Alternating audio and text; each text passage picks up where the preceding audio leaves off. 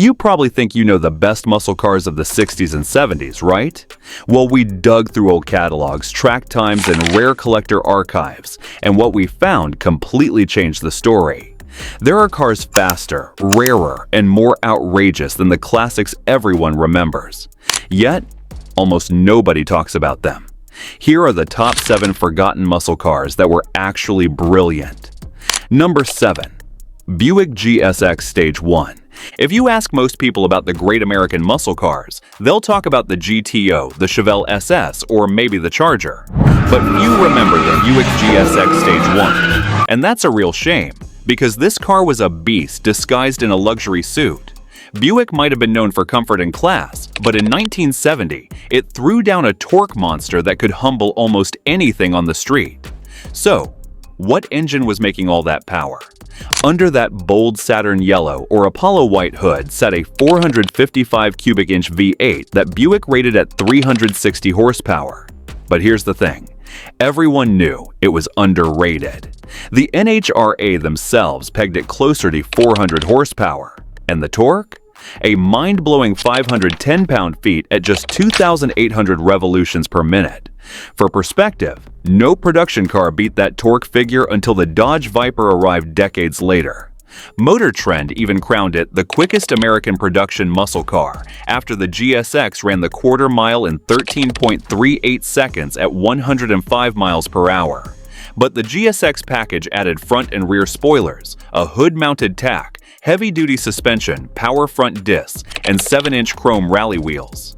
It looked loud even standing still. Only 678 were built in 1970, with about 400 getting the Stage 1 engine. Today, just 246 are known to survive, making this forgotten Buick one of the rarest and coolest muscle machines of its era. So, while the GSX ruled the streets with class and torque, another underdog was quietly flexing its muscles, one that didn't even come from the big three. Number 6. AMC Javelin AMX401. Now here's where things get interesting. The AMC Javelin AMX401, a car from a company that wasn't supposed to win the muscle car war, but somehow did. AMC never had the money or marketing muscle of Ford, Chevy, or Dodge, yet it built a car that could go toe-to-toe with them all. By 1971, the Javelin had evolved into a striking, almost futuristic machine with long fenders and a low, aggressive stance. Under that sculpted hood sat AMC's most powerful engine ever, a 401 cubic inch V8 pushing out 330 horsepower and 430 pound-feet of torque. Pair it with a 4-speed manual and the Borg-Warner T10 gearbox, and you had a car that could hit 60 miles per hour in just over 6 seconds and tear through the quarter mile in the mid-14s. The Javelin's shorter wheelbase and lighter weight, around 3,300 pounds, gave it better agility than many of its bulkier Detroit rivals.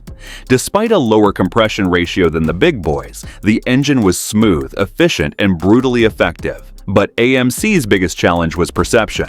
With limited dealerships and little advertising, the Javelin AMX never got the spotlight it deserved. Still, racers loved it. Today, collectors are rediscovering it as the scrappy underdog that could hang with the legends. And speaking of overlooked legends, while AMC was proving its worth, Plymouth had something for those who wanted muscle with manners. Meet the refined powerhouse known as the GTX. Number 5. Plymouth GTX. If the Roadrunner was the rowdy street racer of the Plymouth family, the GTX was its well-dressed, gentlemanly brother. All class on the outside, all fury under the hood. Launched in 1967, the GTX was built for folks who wanted serious performance but didn't want to give up comfort and style. Even the standard setup was impressive. A 440 Super Commando V8 making 375 horsepower and 480 pound-feet of torque. But for those who wanted to rule the drag strip, there was the mighty 426 Hemi option, 425 horsepower and 490 pound-feet of torque. So with all that firepower, was it really quick? Absolutely, the GTX could blast from 0 to 60 miles per hour in under 5 seconds, outpacing many supercars of its era. Inside, the GTX felt like a luxury cruiser, Plush upholstery, wood grain trim, full gauges, and plenty of insulation to keep the cabin quiet. But make no mistake, it was built for action, with heavy-duty suspension, power brakes, and a menacing stance. In 1970, Plymouth even offered a 6-barrel 440 setup with triple carbs and 390 horsepower, because subtlety wasn't exactly the goal here. Sadly, timing worked against it. As insurance rates climbed and emissions laws tightened, the GTX's run came to an end in 1971 with just 2,942 units built and only 30 with the Hemi. Today, it's one of the most underrated muscle cars ever, the perfect blend of brute force and refinement that got overshadowed by its cartoonish sibling. Number 4. Mercury Cyclone Spoiler 2. Moving on, here's a car that wasn't just built to look fast, it was built to win. The Mercury Cyclone Spoiler 2 was Ford's secret weapon in the late 60s NASCAR wars, quietly taking on Chrysler's winged titans like the Dodge Daytona and Plymouth Superbird. While those Mopars grabbed the headlines, Mercury engineered a subtle but deadly aero machine that could slice through the air with surgical precision. Only 503 Spoiler 2s were ever produced for homologation in early 1969. They came in 2 racing-inspired trims, the red-striped Cale Yarborough Special and the blue-accented Dan Gurney Special. But the real genius wasn't in flashy wings, it was in clever engineering. Mercury extended the nose 6 inches and reshaped it for smoother airflow, and they even rolled the rocker panels so the race versions could sit lower without breaking NASCAR rules. This meant less drag, a lower center of gravity, and better high-speed stability. Street versions packed the 351 Windsor 5.8 and automatic transmission, while race-spec versions thumped with 429 boss power, 375 horsepower, and the kind of torque that made you grin just looking at the tach. Even on the road, the Spoiler 2 offered power steering, front discs, and sporty steel wheels wrapped in that sleek aerodynamic body. And if Mercury showed that finesse could be fast, Oldsmobile proved luxury could smash the competition with the 442 W30. Number 3. Oldsmobile 442 W30. Oldsmobile wasn't exactly the brand you imagined tearing up drag strips. Suits, cigars, and smooth cruising came to mind until the 442 W30 came along. The 442 originally meant a 4-barrel carb, 4-speed manual, and dual exhaust, but with the W30 package, it was far more than a badge. The early 68 to 69 400 cubic inch V8s were officially rated at 360 horsepower, but insiders knew they produced much more. With hotter cams, free-flowing heads, under-bumper cold air scoops, and select-fit hand-matched components, it ran smoother, harder, and faster than most muscle cars you'd meet on the street. Then, 1970 hit, and GM finally lifted the 400 cubic inch cap for intermediate cars. Oldsmobile responded with a 455 cubic inch V8, making 370 horsepower and a jaw-dropping 500 pound-feet of torque. Mash the pedal, and it would launch like a cannonball. Motor Trend recorded 14.2 second quarter miles, but with the right tuning, it could dip into the 13ths, rivaling GTOS and Chevelle. Visually, the W30 stood out with red fender liners, a dual-scoop fiberglass hood, and clean, purposeful badges. Inside, wood grain trim, plush seats, and full gauges married luxury to lunacy. Only about 3,100 were built in 1970, making them rare gems. The 442 W30 remains a perfectly balanced muscle car, refined enough for the office, ruthless enough for the strip. Next, we'll look at a Ford that turned aggression into art, the 1970 Torino Cobra. Number 2. Ford Torino Cobra. The 1970 Ford Torino Cobra was built to dominate. One look at that long sports roof fastback, and you can tell this thing was born on the racetrack, not the boulevard. The Torino Cobra was Ford's way of bringing NASCAR power to the streets, and when you ticked the box for the 429 Super Cobra Jet drag pack, it became a street-legal predator. Under the hood sat a 429 cubic inch V8 with an 11.3 to 1 compression ratio, officially rated at 370 horsepower and 450 pound-feet of torque. But everyone knew Ford was being modest.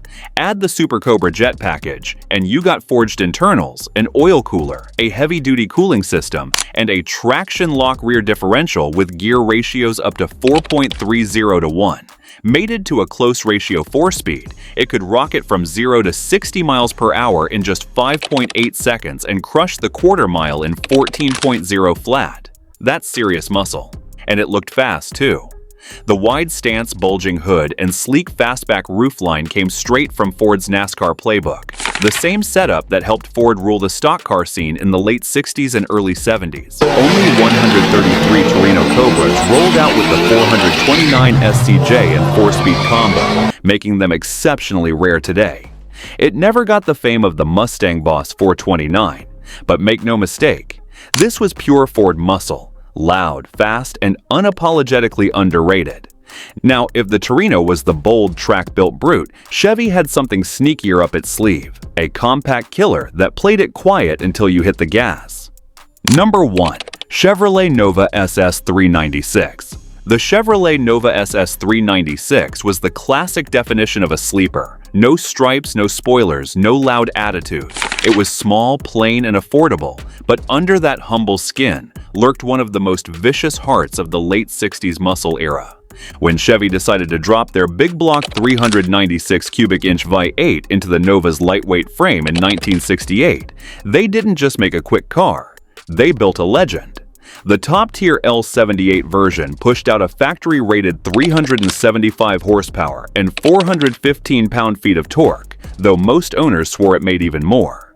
With forged internals, solid lifters, and an 11.0 to 1 compression ratio, it begged to be revved hard.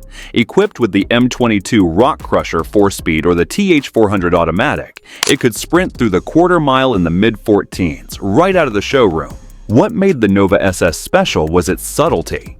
With its clean lines and quiet confidence, it didn't attract the attention of insurance companies or rival gearheads. But when the light turned green, that 3,400-pound shell launched like a missile, leaving Chevelle, GTOs, and even Mopars wondering what just happened. But with all that power packed into such a small, unassuming car, how many of these Nova SS 396 were actually made? Well, production numbers stayed low, around 5,500 in 1968 and fewer than 20,000 by 1970. So finding a true SS 396 today is like spotting a unicorn. It wasn't flashy, but it captured the pure essence of what muscle cars were all about. Big power, small body, and zero nonsense. So, have you ever driven or seen any of these forgotten muscle cars? Drop your answers in the comments below, hit that like button if you enjoyed this ride, and don't forget to subscribe for more. After this, you can either check out our video on 5 worst and 5 best old crossovers from the 2000s, or let YouTube pick the next video for you.